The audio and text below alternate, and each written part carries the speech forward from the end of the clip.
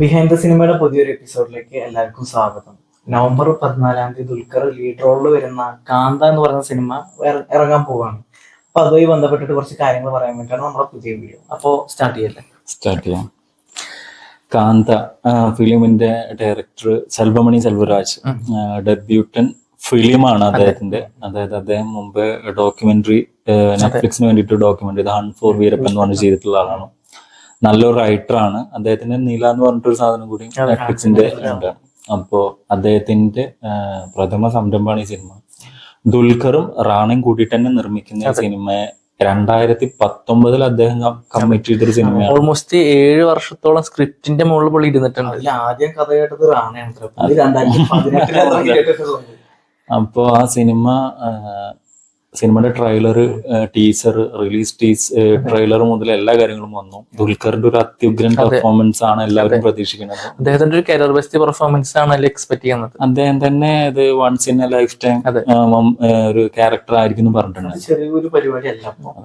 എന്നുവെച്ചാൽ ആ ടീച്ചർ ഇറങ്ങിയ സമയത്ത് പുള്ളി ആ ക്യാമറയൊക്കെ നോക്കി ചിരിക്കണ ഒരു സീനും ആ നെഞ്ഞത്ത് പിടിച്ചുകൊണ്ട്, അതേപോലെ തന്നെ ലാസ്റ്റിന്റെ ട്രെയിലറില് ക്യാമറന്റെ മുഖത്ത് അത് ഭീകരമായിരുന്നു കേട്ടോ. അദ്ദേഹത്തിന്റെ ഒരു വില്ലനിസവും ഭയങ്കര രസമായിട്ടുള്ള പെർഫോമൻസും നമുക്ക് കാണാൻ പറ്റും. സിനിമയുടെ മെയിൻ കാസ്റ്റ് വരുന്നത് ദുൽഖർ സൽമാൻ, സമുദ്രഖനി, റാണ, പിന്നെ ഭാഗ്യശ്രീ ബോസ്. അവരുടെ കാര്യം പറയണം. അവരിപ്പോ ഒരുപാട് നോർമൽ മസാല തെലുങ്ക് ഫിലിംസിലൊക്കെ അഭിനയിച്ചിട്ടുണ്ട്.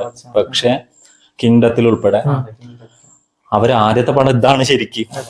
ഇവരാണ് അത്ര കണ്ടുപിടിച്ചത്. അതൊരു പുതുമുഖ ആക്ട്രസ് വേണമെന്നുള്ള നിലയിൽ ഇവരെ കണ്ടെത്തലാന്ന് ദുൽഖറിന് ഇപ്പൊ അഭിമുഖത്തിൽ പറഞ്ഞു. അപ്പോ സിനിമയുടെ കാസ്റ്റിന്റെ അതേപോലെ തന്നെ ഒരു എക്സലന്റ് ക്രൂ ഉണ്ട് സിനിമയ്ക്ക്. സിനിമയുടെ ക്രൂ എന്ന് പറയുമ്പോൾ പ്രധാനമായിട്ട് പറയേണ്ടത് സ്റ്റോറി എഴുതിയ ആളാണ് പ്രഭ. അദ്ദേഹം കോറൈറ്ററാണ് സിനിമയുടെ. നമ്മുടെ റൈറ്റർ ഓഫ് സാർപ്പട്ട പരമ്പര അത് ഭയങ്കരമാണ്. അദ്ദേഹം തന്നെ രഞ്ജിത്തിന് വേണ്ടിയിട്ട് രഞ്ജിത്തിന്റെ തന്നെ തങ്കലാൻ ഫിലിമിനും റൈറ്റിംഗ് ആയിട്ട് ചെയ്തിട്ടുണ്ട്. അപ്പോ അദ്ദേഹത്തിനെ പോലുള്ള റൈറ്റർ ഇതിൽ വരിക എന്ന് പറയുമ്പോ തന്നെ, പിന്നെ ഇപ്പൊ പൊതുവെ ബയോപിക് ഫിലിംസും പഴയ പീരിയഡ് ഫിലിംസും എടുക്കണം ഫുൾ ഡയറക്ടർമാര് ആദ്യത്തെ ഓപ്ഷൻ ദുൽഖർ സൽമാനായി വരുന്നുണ്ട്. അതായത് അത് റാണപ്പ അഭിമുഖത്തിൽ തന്നെ പറഞ്ഞു. എന്താ വെച്ച് കഴിഞ്ഞാൽ ഒരു പീരിയഡ് ഫിലിം എടുക്കണു, ആദ്യം ദുൽഖറിന്റെ ഡേറ്റ് ചോദിക്കണം. ദുൽഖറിന്റെ ഡേറ്റ് ഇല്ല എന്ന് പറയുമ്പോ വേറെ ആളാലും. ദുൽഖറിന്റെ അവസാനം ഓൾമോസ്റ്റ് എല്ലാ പടം അങ്ങനെ തന്നെയായിരുന്നു. കുറുപ്പാണെങ്കിലും കൊത്തയാണെങ്കിലും ലക്കി ഭാസ്കർ ആണെങ്കിലും എല്ലാ പടങ്ങളും പീരിയഡ് പോർഷൻ. ഇപ്പൊ മഹാനടിയിൽ ഒരു സീതാറാമും പഴയതാണ്. അപ്പൊ അദ്ദേഹത്തിന് ആ ഒരു ഇത് അദ്ദേഹത്തിന്റെ ഒരു ടെറിട്ടറി ആണെന്ന് പറഞ്ഞ മാതിരിയാണ് അവസ്ഥ. അപ്പൊ ക്രൂവിന്റെ കാര്യം അടുത്ത് പറയാനുള്ളത് ഡാനി സാഞ്ചസ് സിനിമാറ്റോഗ്രാഫർ. അദ്ദേഹം മഹാനടർ തന്നെ ക്യാമറമാനാണ്. അപ്പോ അത് പിന്നെ ദുൽഖറിനെ സംബന്ധിച്ചിടത്തോളം പുള്ളി മുന്നേ ഒപ്പം വർക്ക് ചെയ്തിട്ടുള്ള ആൾക്കാർ, നല്ല ആൾക്കാർ തന്നെ അടുത്ത സിനിമകളിലേക്കും പിക്ക് ചെയ്യുമ്പോൾ അതിപ്പോ ജെക്സ്ബിജോ ഈ പ്രോജക്റ്റിലേക്ക് വന്നത് മാതിരി. അതായത് ഇപ്പൊ ജാനു ചന്ദ്രൻ എന്ന് പറഞ്ഞ ആളാണ് സിനിമയുടെ ശരിക്കുള്ള മ്യൂസിക് ഡയറക്ടർ. അപ്പൊ അഡീഷണൽ സ്കോർ ചെയ്യാൻ ജെക്സ്ബിജോ സിനിമയ്ക്ക് വന്നിരിക്കുകയാണ്. അതെ, ഒരു ഗ്യാരണ്ടി. ടീസറിലും ട്രെയിലറിലും വന്ന് BGM എടുത്തു പറയണം, അത്രമേൽ ഭീകരമായിരുന്നു.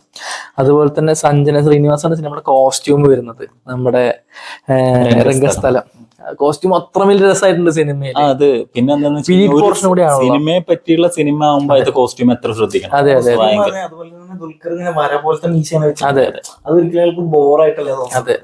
ഹെയർ സ്റ്റൈലും ഉൾപ്പെടെ.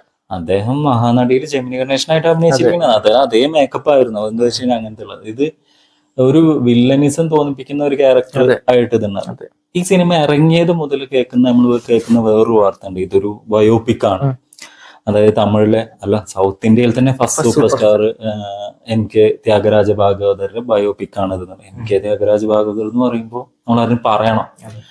അദ്ദേഹം 1910 ജനിച്ച് 1940 ആവുന്ന സമയത്ത് തമിഴ് ഫിലിം ഇൻഡസ്ട്രിയിലെ ഹോൾ സൂപ്പർ സ്റ്റാർ ആയിട്ട്, അതായത് അവിടെ തന്നെ ഫസ്റ്റ് സൂപ്പർ സ്റ്റാർ എന്നുള്ള നിലയ്ക്കും നാടകത്തിൽ നിന്ന് വന്ന ഒരാളായിട്ടും, അതായത് ആദ്യ പാട്ടുകാരനായിട്ട്, ശാസ്ത്രീയ സംഗീതത്തിൽ അപാരമായിട്ടുള്ള ഞാനുള്ള ആള്, പിന്നെ ഒരു നാടക ഗ്രൂപ്പിൽ നിൽക്കുകയും പിന്നെ സിനിമയ്ക്ക് വരികയും ചെയ്ത ആളാണ്.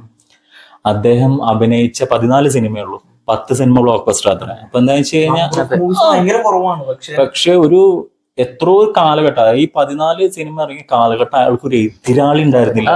ചുരുങ്ങിയ സമയം കൊണ്ട് വലിയൊരു ഓഡിയൻസിനെ അദ്ദേഹത്തിന് എന്താന്ന് വെച്ച് കഴിഞ്ഞാൽ അദ്ദേഹം പോകുന്ന ട്രെയിനിൽ പോവുകയാണെങ്കിൽ ആൾക്കാർ രണ്ട് സൈഡിലും കാണാൻ വേണ്ടി കാത്തിക്കും എന്നൊക്കെ കേട്ടിട്ടുണ്ട്. അങ്ങനെ അതിപ്പോ ഒരു മുതിർന്ന പത്രപ്രവർത്തകന്റെ ഇന്റർവ്യൂ കണ്ട് പോയിട്ടാണ്. അത് അദ്ദേഹം വെള്ളിത്തളികയിലും വെള്ളി ഗ്ലാസ്സിലുമാണ് ഇത്ര ഭക്ഷണം കഴിച്ചിരുന്നത്. അതായത് അദ്ദേഹം ഇത്ര സമ്പന്നനായിരുന്നു. അദ്ദേഹം ഏതെങ്കിലും ഒരു ഇതിന് വന്നു കഴിഞ്ഞാൽ അദ്ദേഹം വന്നത് വേറെ അറിയും. അദ്ദേഹത്തിന്റെ കോസ്റ്റ്യൂം, പെർഫ്യൂം എല്ലാ കാരണം കൊണ്ടും 10 വിരലിൽ 10 മോതിരം. അത് ഭയങ്കരമാണ്. അപ്പൊ അദ്ദേഹം അഭിനയിച്ച അദ്ദേഹത്തിന്റെ ഹരിദാസ് പറഞ്ഞത് അതാ നമ്മളെ ഇൻഡസ്ട്രി തന്നെയല്ല, ഇന്ത്യൻ ഇൻഡസ്ട്രി തന്നെ ഫസ്റ്റ് റെക്കോർഡാണ്. ഒരു ദീപാവലിക്ക് ഇറങ്ങിയ പടം 3 ദീപാവലി കടന്നു പോയിട്ട് പ്രദർശിപ്പിക്കാൻ 800 ദിവസത്തിന് മുകളിൽ സിനിമ കൃത്യമായിട്ട് പറയുകയാണെങ്കിൽ 777 ദിവസമാണ് അത്ര ആ സിനിമ പ്രദർശിപ്പിച്ചത്. അത് പിന്നെ റെക്കോർഡ് ബീറ്റ് ചെയ്യുന്നത്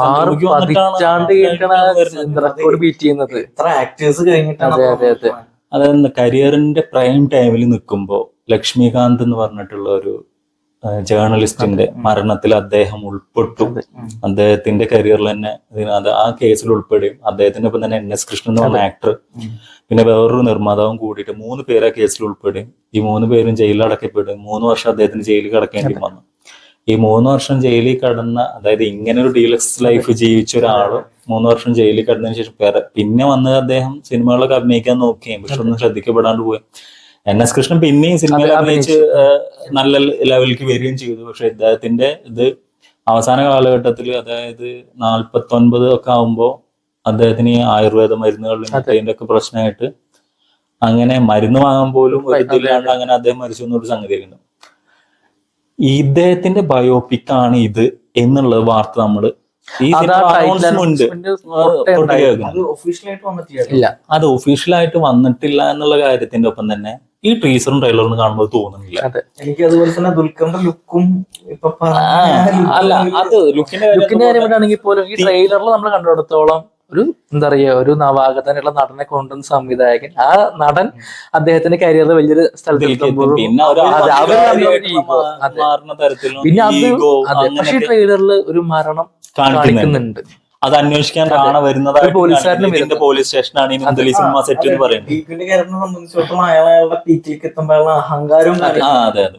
അപ്പൊ നമുക്ക് അറിയില്ല ഇത് അതായിരിക്കോ അല്ലെങ്കിൽ ആ ത്യാഗരാജ ഭാഗവതരുടെ ആ ജീവിതത്തിന്റെ ഒരു എടുത്തിട്ട് അതിൽ നിന്ന് ഇൻസ്പയർ ചെയ്തിട്ടാണോ ഭാഗം മാത്രം എടുത്തെന്ന് അറിയില്ല. ഇപ്പൊ അദ്ദേഹത്തിന്റെ ഫാമിലി ഈ സിനിമക്കെതിരെ കേസ് കൊടുത്തിട്ടുണ്ട്, റിലീസ് തടയാന്ന് പറഞ്ഞിട്ട്. പക്ഷേ സിനിമയുടെ ബുക്കിംഗ് നമ്മളിപ്പോ സംസാരിക്കുമ്പോൾ സ്റ്റാർട്ട് ചെയ്തിട്ടുണ്ട്. സിനിമയുടെ ബുക്കിംഗ് തന്നെ വലിയ തരത്തിലേക്ക് പോവുകയും പല ഇപ്പോ എന്താ പറയാ എന്റർടൈൻമെന്റ് വെബ്സൈറ്റുകാരും ഇതിന്റെ ടിക്കറ്റ്സ് ഗീവ് വരെ കൊടുക്കാൻ തുടങ്ങി. കാരണം 14-ാം തീയതി സിനിമ റിലീസാണ്. അപ്പൊ ഇനി സിനിമ റിലീസ് ആവോ ഇല്ലൊന്നും പറയാൻ പറ്റില്ല, ഒരു കൺഫ്യൂഷനാണ് നിൽക്കുന്നത് സത്യത്തില്. അങ്ങനെ ഒരു നമ്മളും പടം വെയിറ്റ് ചെയ്യണം. കരിയറിൽ ഏറ്റവും നല്ല പെർഫോമൻസ് മാമുക്കോയ പറഞ്ഞ പോലെ അവൻ ചരിത്രം അറൗണ്ട് 2 മണിക്കൂർ 43 ഡ്യൂറേഷൻ വരുന്നുണ്ട്. അല്ല, ആക്ച്വലി ഒരു പാൻ ഇന്ത്യൻ സ്റ്റാർ ആയിട്ട് ലെവലിൽ അദ്ദേഹം നിൽക്കുന്ന സമയത്ത് അദ്ദേഹം ഒരു പ്രൊജക്ടിന് വേണ്ടിയിട്ട് ഒരു 6 വർഷമൊക്കെ കൊടുക്കാന്ന് പറഞ്ഞു കഴിഞ്ഞാൽ ഈ സിനിമ എന്റെ കയ്യിൽ നിന്ന് പോകരുത് എന്ന് വിചാരിച്ചിരുന്ന സിനിമ. അതുപോലെ തന്നെ നമുക്ക് ഓഡിയൻസിന്റെ അടുത്ത് പറയാനുള്ളത് വെച്ച് കഴിഞ്ഞാൽ ഇതൊരു മാസ് മസാല ഫിലിം അല്ല, ഇതൊരു പ്രോപ്പർ ഡ്രാമ ഫിലിമാണ്. നമുക്കിതൊരു ദുൽഖറിന്റെ ഒരു ഭീകര പടം എക്സ്പെക്ട് ചെയ്ത് വരരുത്. അതൊരു അതിന് നമുക്ക് അടുത്ത പടത്തിന് അതെ ഐ ആം ഗെയിം പോലെ ഫിലിം വരുന്നുണ്ട്. അതെ, ഇത് ഓഫ് ബീറ്റ് ഫിലിമാണ്. ഇത് എന്താന്ന് വെച്ച് കഴിഞ്ഞാൽ ഒരു നോർമൽ ഒരു പഴയ കാലത്തെ സിനിമ ലക്കി ഭാസ്കർ വെച്ചിട്ട് അയാൾ മാസ് കാണിച്ചിട്ടുണ്ട് ഇവിടെ. അത് കാരണം കൊണ്ട് ഒന്നും പറയാൻ വയ്യ. അദ്ദേഹം ഇപ്പോ സ്ക്രിപ്റ്റ് സെലക്ട് ചെയ്യണത് വേറൊരു ഇതിലാണ് മൊത്തത്തില്. അപ്പൊ നമുക്ക് സിനിമ വരണ പ്രതീക്ഷിക്കാം. സിനിമ വളരെയധികം നന്നാവട്ടെ. അതെ, നമ്മൾ എന്തായാലും ഇനി ഇതുപോലത്തെ റിലീസ് വീഡിയോസ് നമ്മൾ ഇനിയും ചെയ്യുന്നതായിരിക്കും. നമുക്ക് അടുത്ത വീഡിയോയിൽ കാണാം.